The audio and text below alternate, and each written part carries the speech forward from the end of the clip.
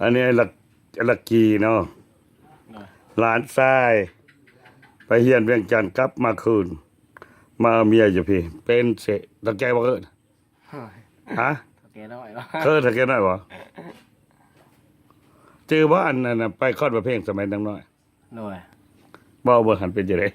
ข้าวสมัยเฮียนอยู่ป อืม .4 ยังหน่อยนะเพิ่นพา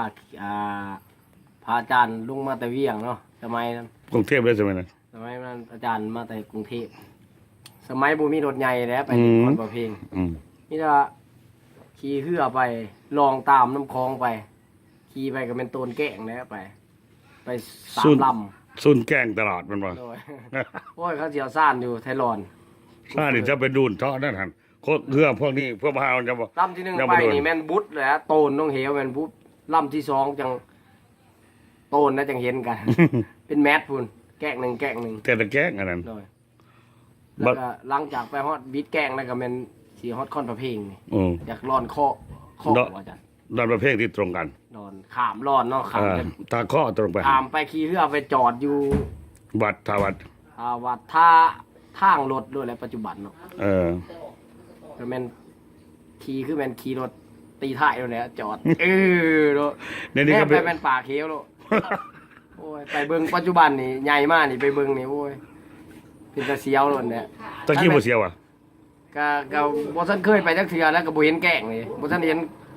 ตู้เบื้องลุมมันนี่ เออ บัดไปนึกเห็นปัจจุบันนี่ไปอยู่ทั้งลุมไปมานึกเบิ่งอันโอ้ยสูงบ่สูง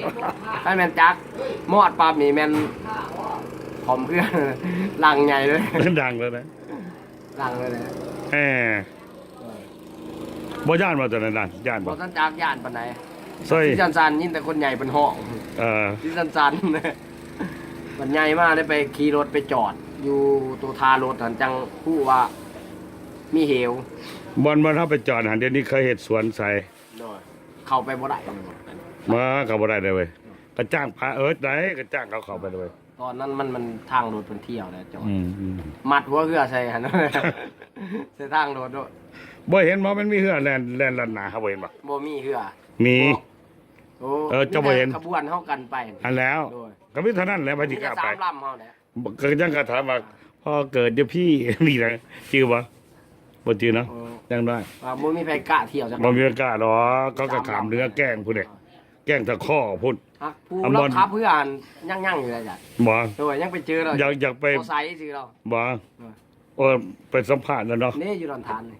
พูดแล้วพี่ นั่ นาน แหละ พุ่น เสีย น่ะ วซ่านขับเรือ แล้วอายุแก่แล้วบ่เนาะ ก็ไรเดียใส่กับเมย์ ก็ กับเมย์ด้วย เจ็ดกันแม่แล้วก็มันก็60 70ดิ เป็นเซียวกับภูเขา อ๋อ ไอเดียครับ โอ้ยจะมาใจกล้าแท้เด้บ่กันอันกล้าหันก็บ่ว่าดอกก็กล้าอยู่หนึ่งมันแทนถิ่นเฮาสองเฮือเฮาแลนด์มาแต่พี่เขามาเอาพี่น้ำมันไปเบิดกลางทางเฮ็ดจังได๋ ถ้ามันพลาดบาทเดียวหรือว่าย่อห้างขึ้นนี่แม่น เรียบร้อย เรียบร้อยแล้วแหละ เฮ้ย มันปากเฮียวเลย อันยังข้าวหลังแล้วก็ไปเห็นอันยังรถ ขี่เรือไปมันไปขี่รถแล้วจะไปเบิ่งจังหวะอู้ เออ เที่ยว ลุงยงจะได้สิสัมภาษณ์ลุงยงแล้วว่าเอ้ยบ่ไปบ่มานํอาจารย์จักเทื่อดอก เว้าเท่านั้นคำเดียวถ้าวันนี้บ่มีกล่าวคำนั้นลุงยงนี่ถ้าไหนมื้ออื่นหรือมื้อแรกสิสัมภาษณ์ ยงปีนั้นปี80 97นะอาจารย์มาจากกรุงเทพเขาก็ส่วนไปจาก เดี๋ยวมันเป็น ตัวก็บ่เคยไปแล้วทางหน้ามันจะไปน้ำหมูรถมันก็บ่มีเนาะแต่กินแล้วคนก็บ่เที่ยวขึ้นที่นี่เด้เอาเบิ่งจือบ่อันว่าขามเพื่อนแต่ทาวันคอนประเภทใส่ว่าประเภท อยู่ล้อไปก็ได้ว่าหน้าทางนี่ก็ว่าลูกไผ่ ใส่บ่ กับลูกไผ่รถท้านนี้ เออ เป็นผู้ต้องการทำเพื่อไฟเสด็จไปหาลูกวันนี้ก็หาตาหน้ากระชังนี่ก็กับพวกฟังอยู่ล้อ เออ มัดลงไปล้อคอดประเพ่งคนนี้คอดประเพ่งอ่ะ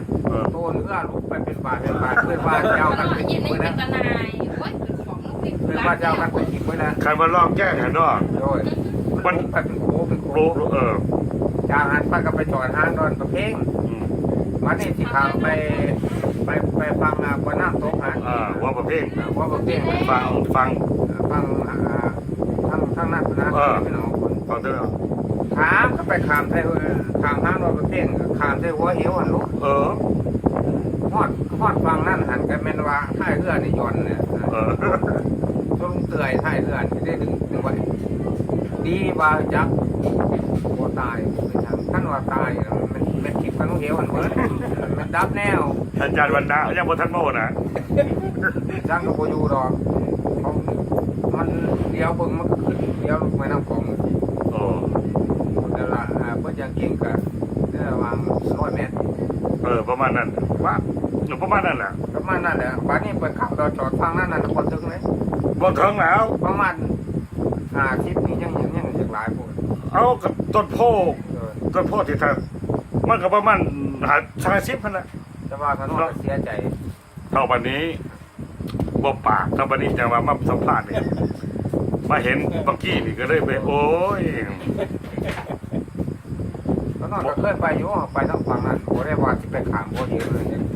เอ้าเจอแต่ว่าอันเขาขึ้นมาน่ากระสังผู้เฒ่าหลายๆคนเขาตามกัน มันขึ้นมาทางทางพ่อนี่แค่แน่ แค่นี้เอ้าเพื่อนน้ำหลังเขากันแลนตาข้อ ทางพ่อแล้วก็ไปใส่หน้ากระสังแล้วก็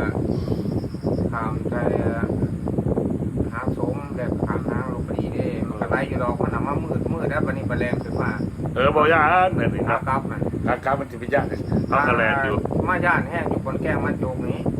มันแก้งใหญ่ดินักแต่ว่าเขาก็จุดได้ โอ้ยเขาแลนก็ขึ้นเอาบ่ยานจะเนี่ย ด้วย ปั้นหลมมันสุกห้องโฮโปสังกาเขาแม่น้ำผู้มันน้อยมันก็สิมีผู้ซอยจับหันจับหนีแม่ว่า ตายบ่ตาย บทพี่เป็นตายดอกไปก็ร้อยน้ำเป็นเมื่อล่ะ รอดไปหางวดอีกก็ได้อันนั้นมันจะเป็นแต่ มันสิเป็นจังได๋ ร้อยลงเหวมันไม่ยังบ่ยังก็บ่ยังดอกแต่ว่าคือเสียใจก็คือแต่ว่า คันว่าไปบ่ทันแล้วก็เอาเลยอาจารย์ก็ได้ ตั้งใจ ลุงยงเล่าว่าแต่คำเดียว ประธานแล้วกระดาษ ตัวกระตือแต่คำลุงยงบ่ปากเลย แต่ว่ามันบันทึกไว้แต่เขียนแล้วก็มาบันทึกตัวนี้แหละเพราะว่าเขาเคยไปของขึ้นมาทั้งหัวมาฮอดหน้าทางกระสังผู้เฒ่าๆหลายคนน่ะทานหน้ากระสังมาแต่ไสนะมาแต่คอนประเภทขามหันบ่ขามนี่บ่เขาก็บ่ได้ว่าพ่อก็เกิดจนดีก็70-80 ปีเด้อแล้วว่าหลายๆคนได้บ่ตาม แม่แม่ ก็บ่ได้เอาเฮือลงไปฮอดพุ่นดอกเขาตามมาแต่ว่ากำเอา กับไปเนื้อกระจอดอยู่ท่าเนื้อสลาเนื้อสลาซื้อมือ นั่นแล้ว ถ้าเนื้อมันสิไก่แต่บ่ได้สำนึกไป เดี๋ยวนี้เขาไปเห็นอันนั้นนะไปแล้วบ่เดี๋ยวนี้เขาไปเห็นเขาเอิ้นว่าสวนอุทยาน รีสอร์ท สวนบอลเขาไปจอดเทื่อนะประมาณ50ไร่เขาไปเห็นสวนอุทยานคอนประเพงนำตัวคอนประเพงมาบนจุดที่อาจารย์ทายขึ้นมาบนเขาจอดทางเรือมาขัดต่อมาเลยครับบริยางไปก็สุดทันแหละค่อยแม็กบนอาจารย์ทายบางเว้นเอาไปประตูบางเด้อเขารอเราอยู่นะครับมันอยู่ใน YouTube เส้นทางนี่ก็หลักฐานหนึ่งโอ้ยจะเป็นศาสตร์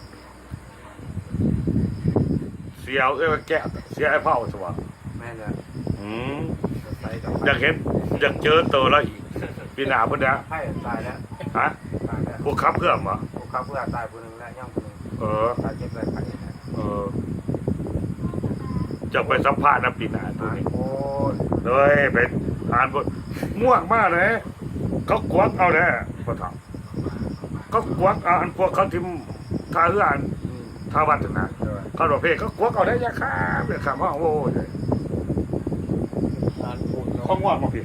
หน้ามันเตื่อยเลยนะ น่าเอาให้บ่ดังเขาบ่มีไปขามบ่มีเลยมีแต่ฮู้ลงบดโดดแต่ว่าคันมันลงทั้งแกล้งนี่มันยังว่าคันว่าทั้งแปะดอนยังมีฮู้น้อยฮู้หยังเนาะบอนหานมันปากมันโลน